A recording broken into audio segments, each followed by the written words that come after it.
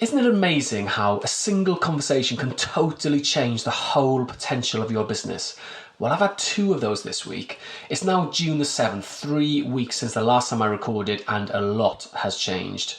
While we're still in lockdown and I'm still here in my bedroom chatting away into a microphone, so I guess there's 2 things that haven't changed. But my mind has been racing over the last couple of weeks. Lots of good conversations, lots of progress, lots of good days, but also, as this becomes more of a serious thing, lots of doubts and those dreaded moments of fear. Oh, and the Pew household got a puppy, but you guys don't care about that.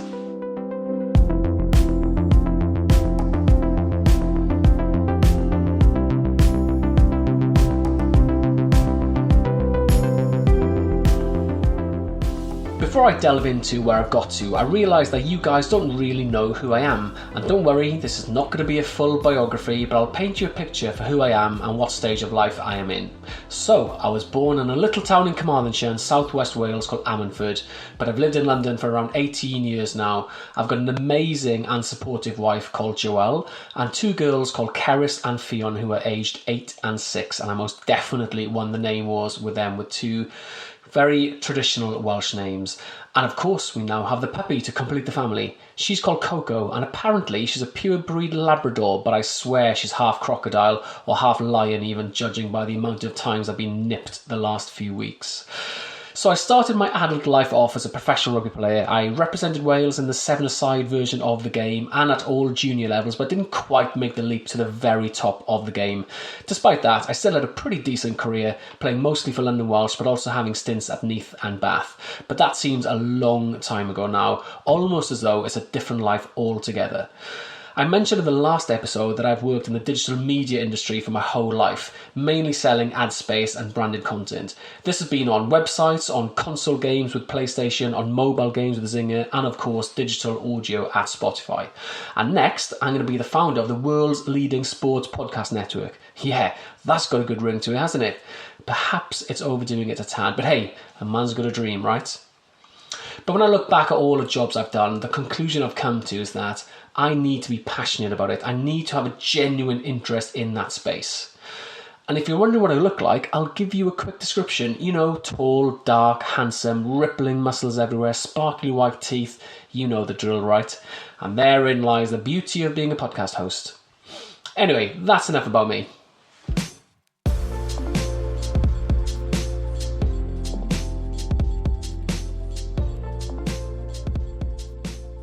So before I go into those conversations I mentioned at the beginning of this episode, I just want to update you on a couple of things that have happened over the last few weeks that you might be interested to hear about and will slightly reshape my business.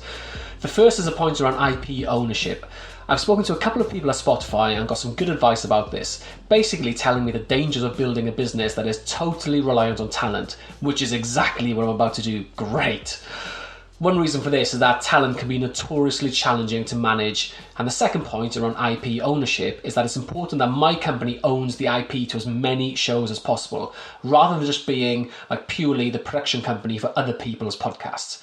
So I've pivoted a bit in my plans, and I'm going to focus on creating a roster of franchise shows to complement the flagship ones with a big name talent. The other learning was that I've been helping my old club London Welsh with their official club podcast. For those that don't know, London Welsh went into liquidation a few years ago and are now a fully amateur club run by volunteers who all do an amazing job, and the club is actually in a really good space. So I was delighted to help them out with their podcast. And this has been a super valuable learning experience for me as well. Now, my original plan for the company was that the players would be quite self-sustaining in all this. We would send them the equipment, let them get on with it, then they would send the raw files back to us, then we do all the rest.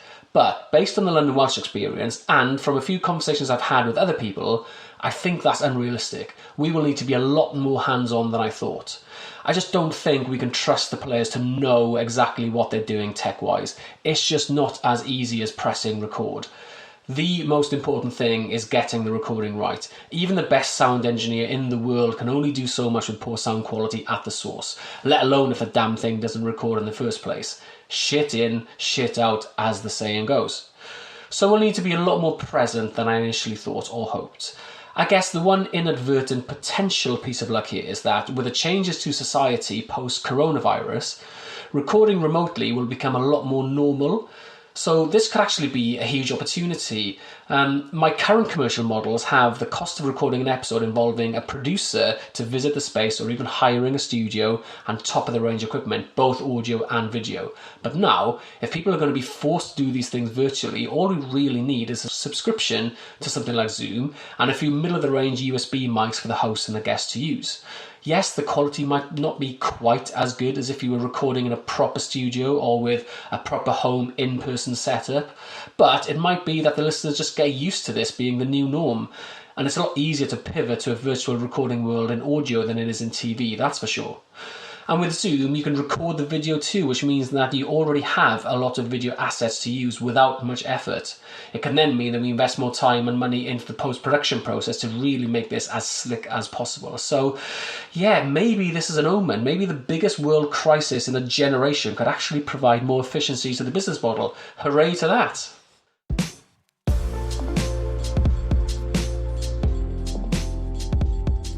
So back to these amazing conversations I talked up at the very beginning. There's three of note really. The first of these was with the founder of a player management company that represents some major names in sport, both current and former players. I explained to him my plans, and not only did he say that some of his players were already looking to create a podcast but just weren't quite sure exactly how, which is exactly what I am setting this up to solve for, but more than that, he wanted their business to have some form of partnership with us. Now, I don't even have a company yet, and I've potentially got a partnership with a major player in this space. That's huge. We're miles off from figuring out the exact details of any potential deal, but I guess this is just further validation that this idea as a business has some serious legs. The other conversation was with one of the current leading sports podcasts in the UK today, who, for various reasons, are looking to relaunch their podcast under a new guise. As luck would have it, I used to play rugby with one of the hosts. In fact, he affectionately described me to the others as kind of a big deal in the podcast world, but always a failed fly half in my heart. Ah, how lovely of him. And if only that wasn't true. But anyway, I spoke to him last week, and he told me that they plan to continue the show, but they don't really know the how, the where, what, when, etc. And this poses a huge opportunity. So I explained to him my plans to build a sports podcast network, and that this show could be relaunched under the Podball Media umbrella. Yeah, that's the current company name that I'm going for. I'm still not convinced though. Anyway, so I'm chatting to the rest of the team about that in the next few days, so who knows how that will pan out. I mean, if I can launch my company with a big established show like this as part of the mix, then geez, what a start that would be. But if I'm honest, I have fairly low expectations here. This is a very established entity, and, you know, this is still just an idea for me, but you never know. There's no harm in trying, right? So the third conversation was with two players that want to create a podcast together. One is a Premier League footballer that plays for England, and the other is an England rugby star. They're good buddies, both young black males, and they want to start a podcast together. Now this is exactly what I am setting up my business for. Two current players, top of their game, the two biggest sports in the UK, young, cool, influential and opinionated, and they want to get their voices heard. The perfect mix. These are the exact kind of people that I believe the podcast world needs to hear more from. The challenge here is that one of their agents have just done a deal with another podcast company, so it seems like this ship may have sailed by the time I had spoken to them, which is a massive shame. Although, you know, at least this is yet again further validation of my idea.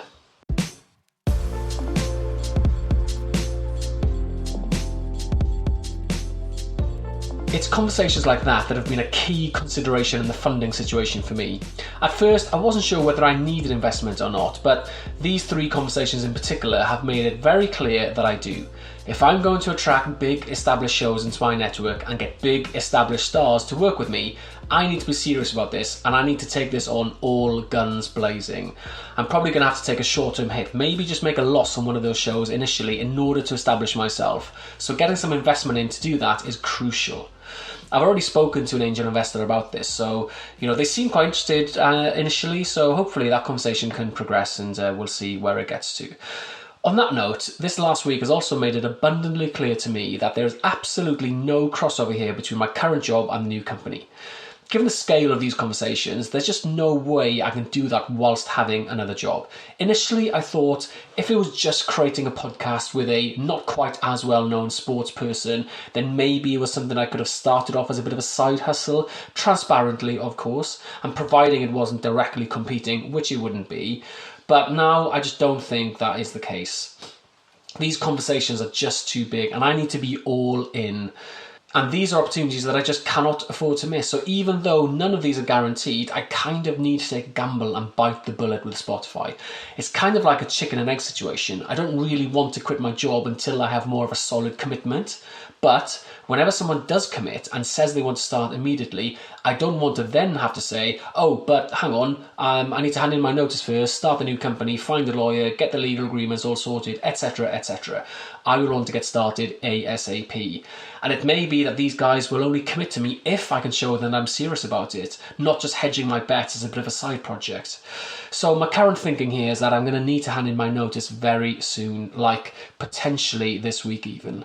Depending on how some of the conversations I have on Monday and Tuesday go, yeah, I may have to do it this week. Blimey, now this is getting serious.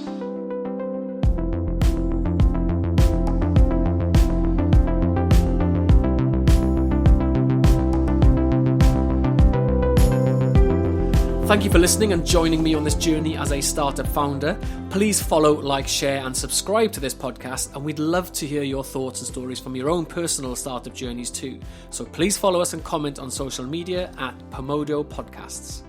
We've also got loads of great new shows launching soon. The first of those being Couples Quarantine with James Haskell and Chloe Madeley, who are positioning themselves as today's modern-day agony aunts. They will be responding to people's questions, comments and stories about being in a relationship in their own unique style. So please give that a listen. I promise you it's going to be very entertaining. Thank you for listening to Pomodo and being part of this journey.